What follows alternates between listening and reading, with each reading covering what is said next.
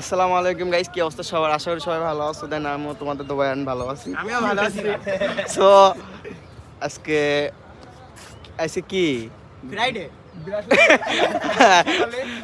বৃহস্পতিবার। সো সবাই একটা প্ল্যান করছিলাম রাতে যে একটা রস খাইতে যাব। এই বছর তো মনে করো যাওয়া হয়নি, ভাই ব্রাদারও ছিল না অনেক পাশে।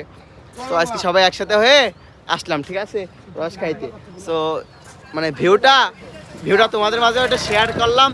দেখো তোমরা ভিউটা যাস, হ্যাঁ। আর ভাই ব্রাদার তো আছেই, ঠিক আছে। সো দেখো